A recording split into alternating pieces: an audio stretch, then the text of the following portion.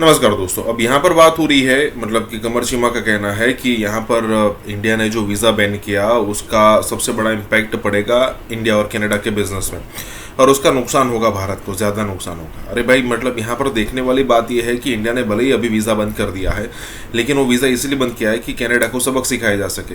इसका मतलब ये नहीं कि हम हमेशा के लिए ये जो वीज़ा देना है वो कैनेडियंस को बंद रखेंगे, क्योंकि कई सारे इंडियंस हैं जो वहाँ पर है, जो आते जाते रहते हैं, जो पैसा भेजते हैं, मतलब कि पूरा का पूरा ट्रांजेक्शन होता है। वो लोग आते हैं जाते हैं, साल में 1 बार 2 बार 4 बार 5 बार। लेकिन ये कैनेडियन गवर्नमेंट जो है, यहाँ पर सबक सिखाना है कैनेडियन गवर्नमेंट को, कैनेडियन लोगों को नहीं। तो जैसे ही यहाँ पर कैनेडियन गवर्नमेंट है, जैसे उनको इंडिया को लगेगा कि भाई ठीक है अब ये थोड़ा सुधर गया है, उसके बाद ये सारी चीज़ें रिज्यूम कर दी जाएगी।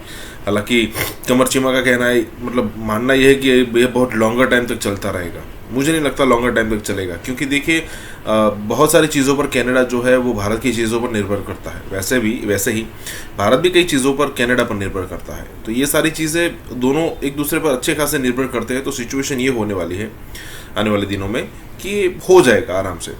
इसी के साथ ये वीडियो शुरू करते हैं। कनाडा का जो वीज़ा प्रोसेसिंग इंडिया करता था वो उन्होंने बैन कर दिया है, प्रोसेस बंद कर दिया है।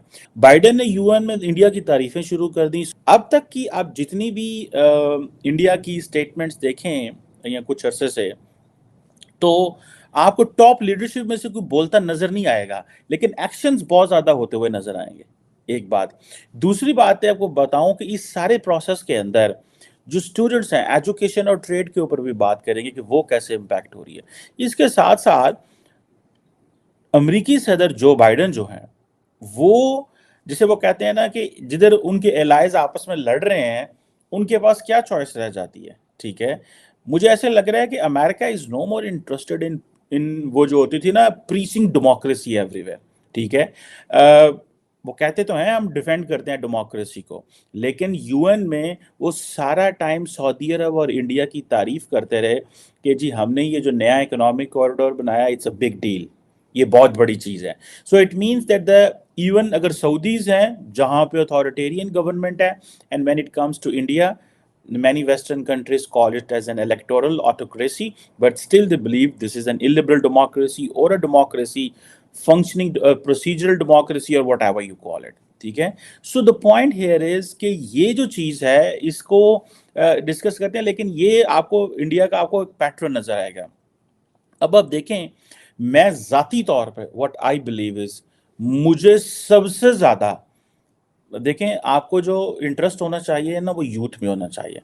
मुझे सबसे ज्यादा टेंशन, दुख, तकलीफ इस चीज की होगी इफ द कैनेडियन यूथ और Indian youth they are unable to visit each other, और इसमें ज्यादा इंडियन यूथ का नुकसान होगा if they don't get visas. मैंने बहुत सारे इंडियन पार्लियामेंटेरियंस की देखी हैं discussions, videos social media Twitter पर चलती रहती हैं, जहाँ पे वो कह रहे हैं कि हमें कनाडा से फ़ोन आ रहे हैं कि अब हमारा क्या बनेगा, हम आ सकेंगे कि नहीं आ सकेंगे। अब जारी बात है, ये एक बड़ी चीज़ है क्योंकि इंडियन स्टूडेंट्स बहुत ज़्यादा कनाडा जाते हैं पढ़ने पे, तो वो तो एक मसला बनेगा। लेकिन यहाँ पे जो प्राइम मिनिस्टर मोदी और उनकी जो कोर कैबिनेट है, जिसमें इस वक्त क्या नाम है, राजनाथ सिंह साहब तो नहीं इतना होंगे may be, but as a core cabinet वो जरूर होंगे।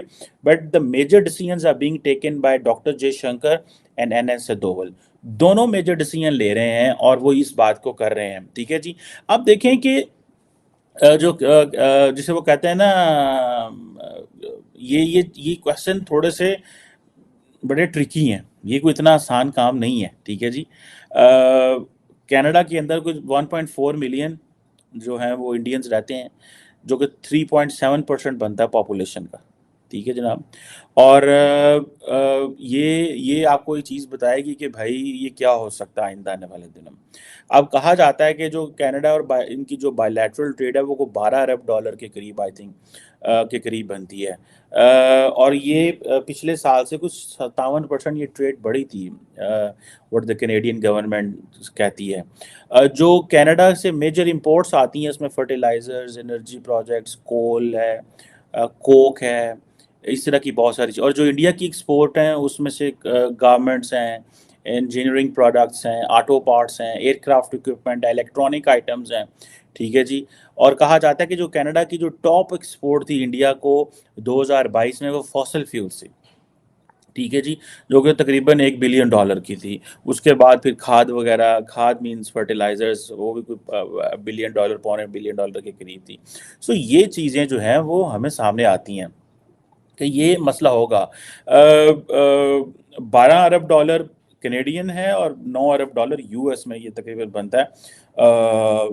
سو کیا ہوگا آئندہ آنے والے دنوں میں کہ جو انڈیا کی کیمیکل پروڈکٹس نہیں جا سکیں گی، جو کہ جسے وہ کہتے ہیں نا، انڈیا کی ٹیکسٹائل نہیں جا سکیں گی، میٹلز نہیں جا سکیں گی، ویجیٹیبل پروڈکٹس، پلاسٹکس، اور اسی طرح کینیڈا کی منرل پروڈکٹس انڈیا نہیں آ سکیں گی، پیپر گڈس نہیں آ سکیں گی، ویجیٹیبل پروڈکٹس انڈیا میں نہیں آئیں گی، کیمیکل پروڈکٹس نہیں آئیں گی. اسی طرح انڈیا اور دونوں جو ہیں ایک دوسرے کے اوپر ساری بات ہے ڈپینڈنٹ ہیں. کینیڈا جو ہے وہ انڈیا کا 17واں بڑا فورن انویسٹر ہے. ٹھیک ہے جی، جنہوں نے کوئی $4.25 ارب، $3.5 ارب 2000 سے لے کے اس پر ڈالا ہے.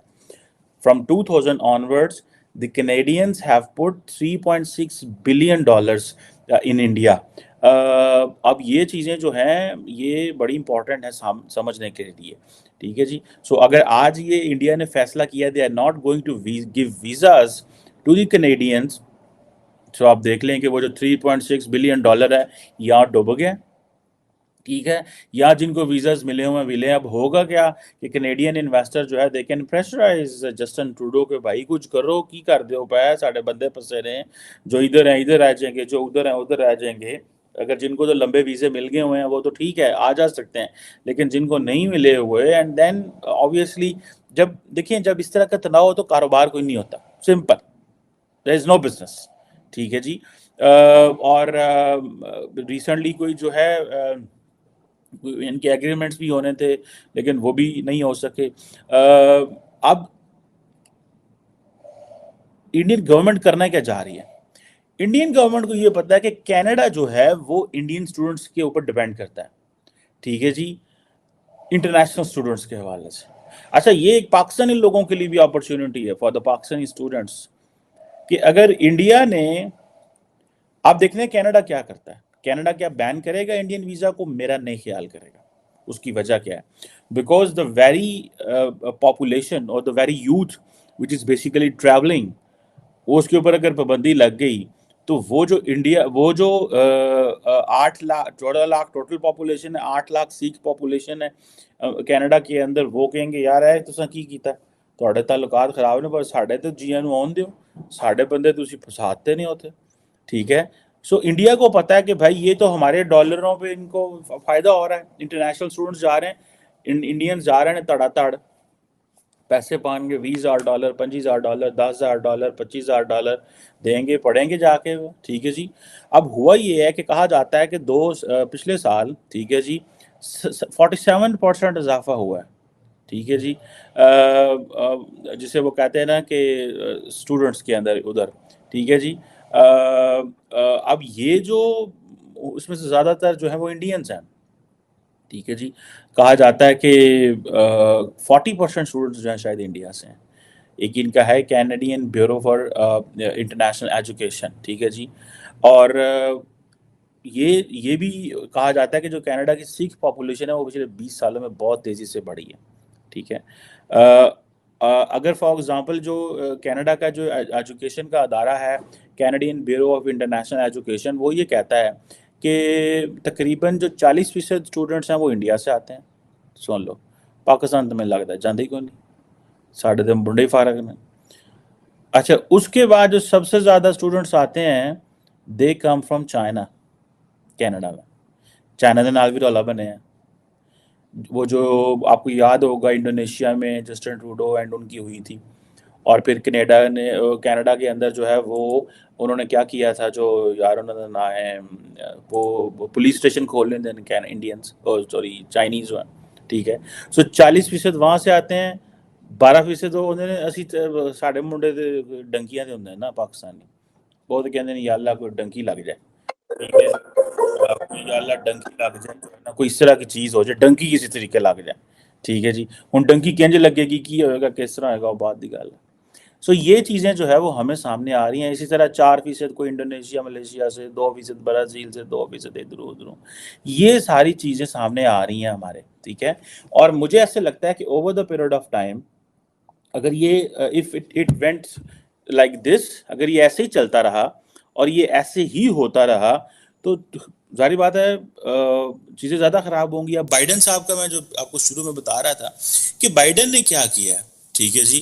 بائیڈن نے یو این میں انڈیا کی تعریفیں شروع کر دیں، سعودی عرب کی تعریفیں شروع کر دیں، اور انہوں نے اس لیے تعریفیں شروع کر دیں، ٹھیک ہے جی، کہ وہ ان کو پتا یار میں نے G20 میں بڑا کام کیا ہے تو یہ تو سارا مسئلہ ہو جائے گا. ٹھیک ہے. اور اب جو جسے وہ کہتے ہیں نا کہ جان کربی جو کہ اسپوکس پرسن ہے بائیڈن کے نیشنل سیکیورٹی کونسل کے، انہوں نے کہا جی ہم تو بڑے پریشان ہیں یہ جو اگر انڈیا نے ایسے کیا ہے تو